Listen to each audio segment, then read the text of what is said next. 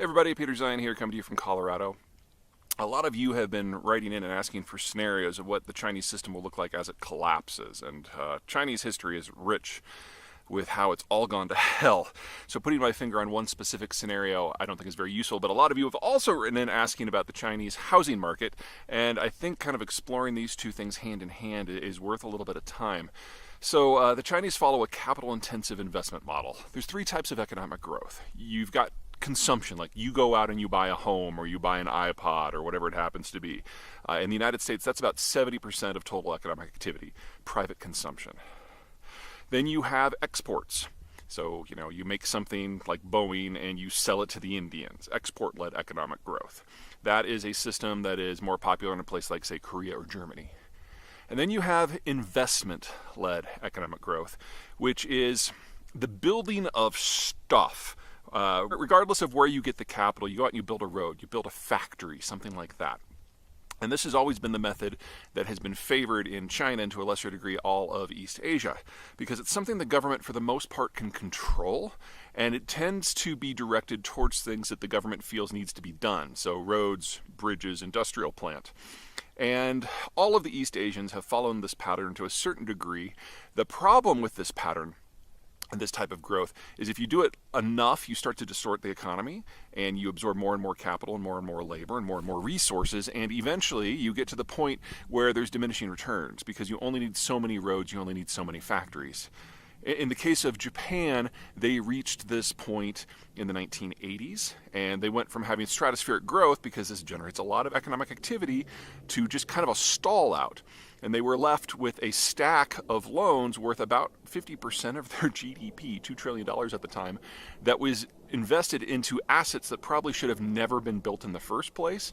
And it took the Japanese system 30 years to churn through that, and that was 30 years of basically not having economic growth at all.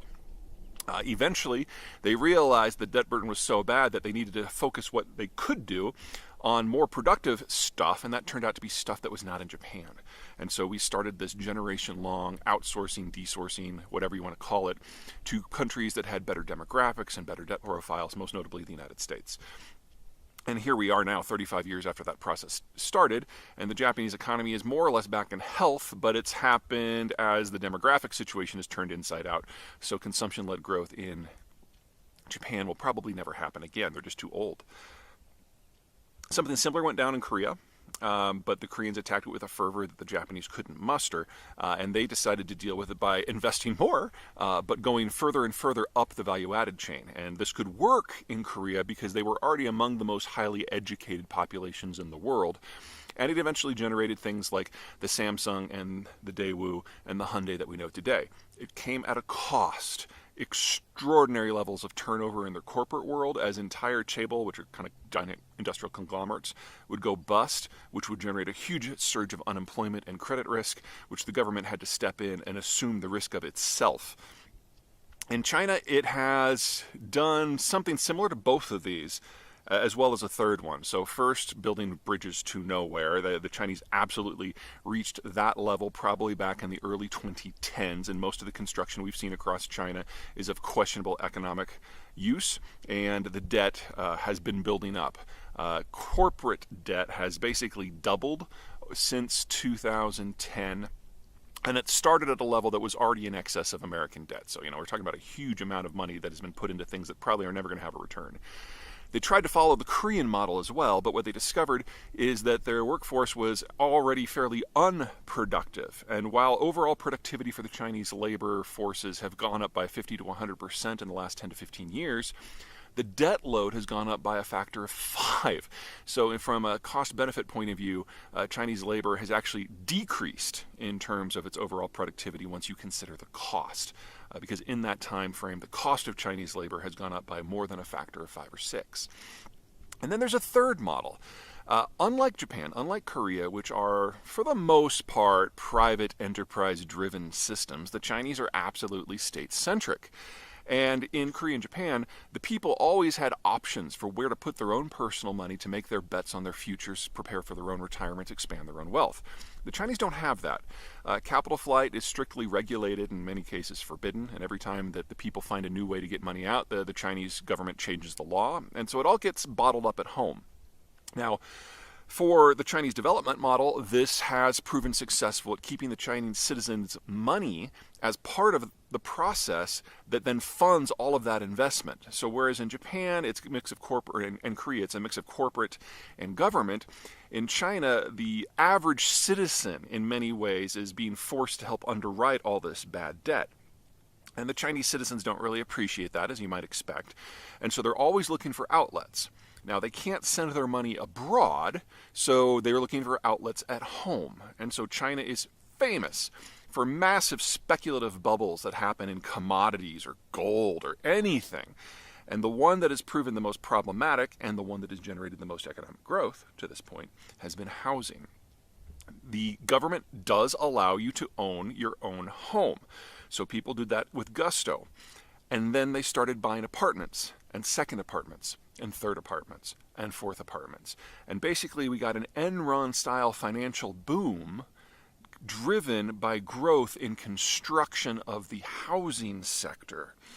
Now, the new news that has come out in just the last few days that kind of crystallized this all for me, there's a dude in China by the name of He King, great name, who used to be an uppity-up in the Chinese Statistics Bureau.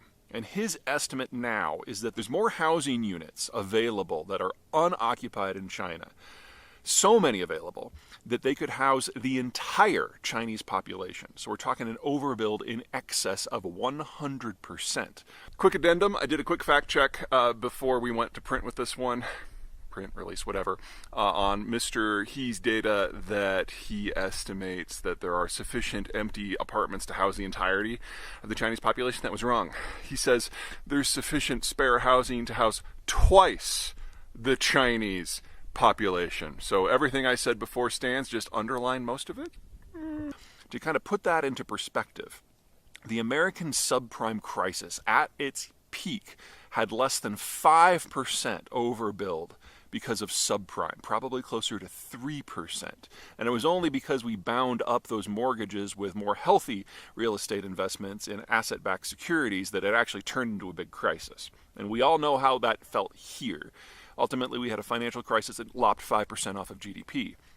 If in China you're talking 100% overbuild in a country that is suffering from the advanced stages of terminal demographic decline and is already experiencing massive population losses against in the United States where we had less than a 5% overbuild and we still had population growth and inward migration. The mind reels in coming up with a historical precedent here because there isn't one. In time, the Korean, the Japanese models were able to mostly recover from the overbuild, in part because private citizens were not wrapped up in the damage. This time around in China, this specific aspect of the overbuild, which is the biggest in human history, isn't even reflected in the debt data because a lot of Chinese have been able to pay for these apartments with cash, and they now have invested, for the most part, their total life savings in an asset that is probably worth at most a quarter of what they paid for it.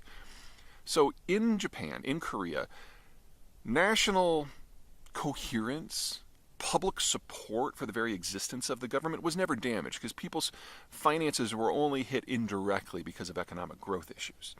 But in China, you're talking about a complete wipeout for what for most Chinese citizens is their primary and maybe even only method of savings, on top of a failure of the Korean-style expansion to improve productivity, on top of a failure of the Japanese-style program to improve public infrastructure.